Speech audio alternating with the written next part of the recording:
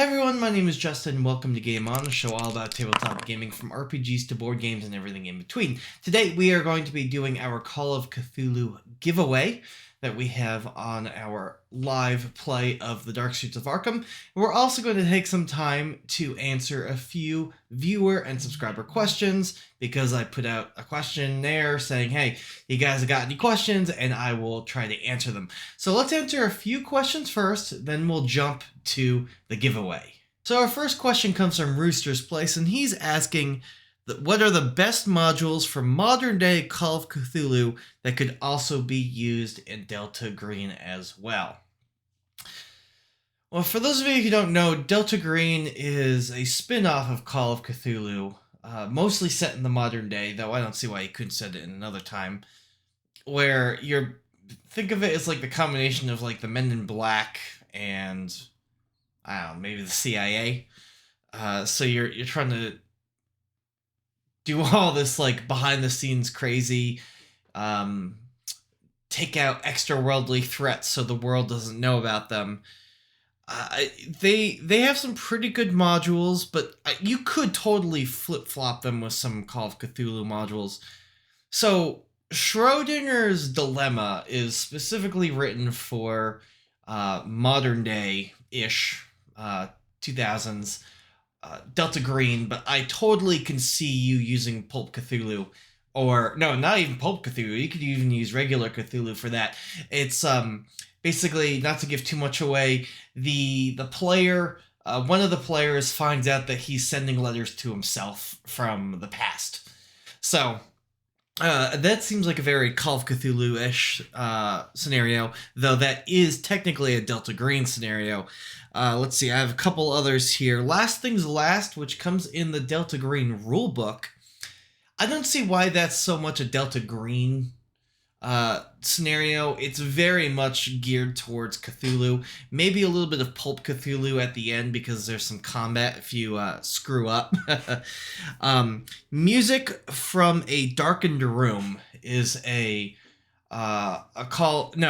a Delta Green game that can also be used with Call of Cthulhu. It has more of a Call of Cthulhu feel than a Delta Green feel because Delta Green is a little bit more pulpy, has a little bit more action.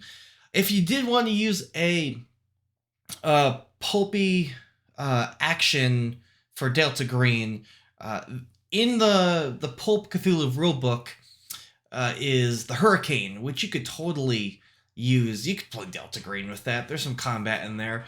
And then on top of that, modern day Ladybug Fly Away Home. If you were willing to do some heavy lifting, you could totally do some Delta Green stuff with that, though I think that would be fun to play as a Call of Cthulhu players, and then after that play as Delta Green. So there's a couple of suggestions I have. You can always go to r/Call of Cthulhu or r/Delta Green on Reddit. They have a lot of good answers there. Okay, so a relatively new subscriber to me, Awkward GM Corbin, asks, how often do you find yourself not using canon mythos creatures in favor of more unknowable homebrew ones? I use a lot of homebrew creatures. Luckily, even the knowable ones have stats that the players would never even think of knowing that they would have. So I'm okay with using canonical creatures. But I use a lot of uncanonical creatures. Our very first live play, 9 p.m. to Philly, which you can see here, I created a monster that was not from any canon mythos that Lovecraft came up with. Actually, anyone came up with it. I literally created that monster by myself. So you'll see if you continue to watch the Dark Streets of Arkham, there's going to be a lot of stuff in there. The main bad guys are actually creatures that aren't technically canonical. So I use them a lot, but there's nothing wrong with using canonical creatures because the players won't know. Like, they might know what a dole is, but they're not going to know how many D10 worth of damage is going to do to them. It's a lot. Okay, so Handle of Vecna asks, what are some ways to get the horror atmosphere going for your players at the table? Well, Vecna, we did a podcast here, you can see it here a while ago in 2019. That feels like such a long time ago, where we talk about using candles and lighting to kind of convey the atmosphere and the message of this is supposed to be kind of a spooky game. It's not easy to do if you're playing over, game things like Roll20. So I understand why that can be hard. You can still load up mood music in VTTs. So I suggest trying to get some mood music if you can. Don't forget to use some very descriptive language. Because the more descriptive language you can use, the more the players will be more like, yeah, and that can get them more into the headspace of, this is freaky, this is, So that's, if you were doing over VTT, some music and some really good descriptive language, as well as some really good pictures and handouts. If you're doing it in real life, I like to use candles, sometimes flameless, sometimes with flame, but I keep those away from the paper, and I like to turn down the lights, and nothing beats playing a good thunderstorm in the background. All right, so now we're gonna get to the giveaway. So take it away, me. Thanks, me.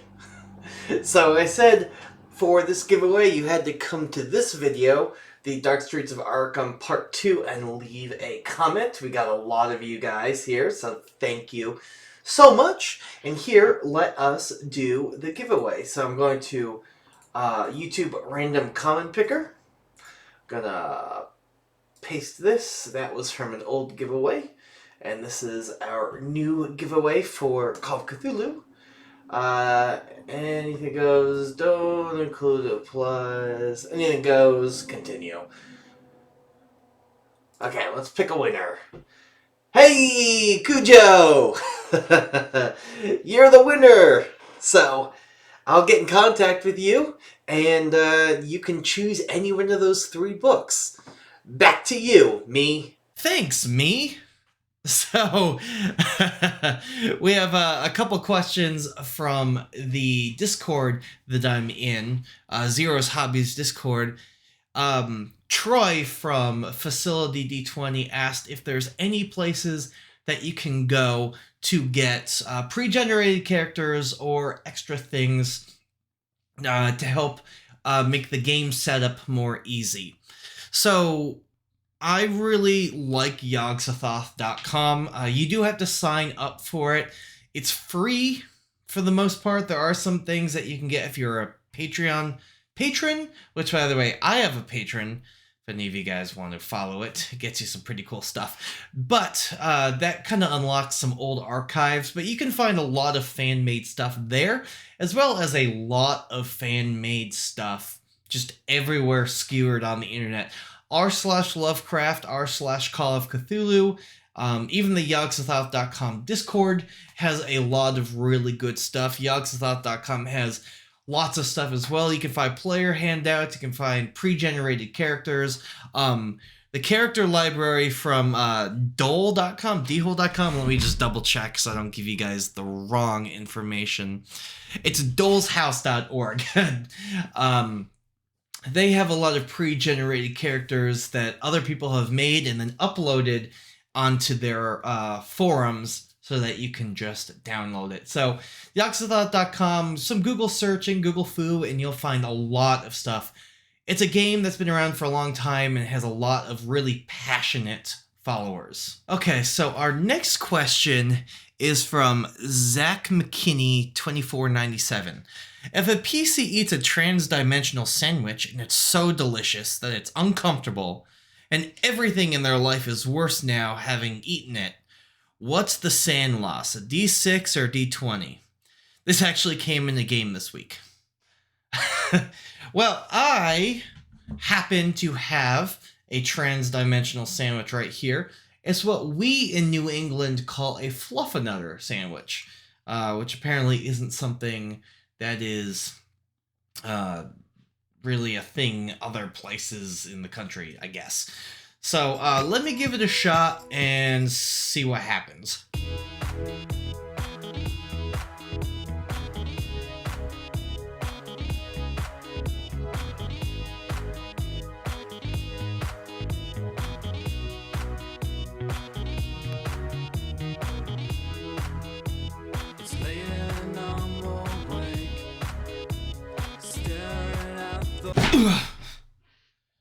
Okay.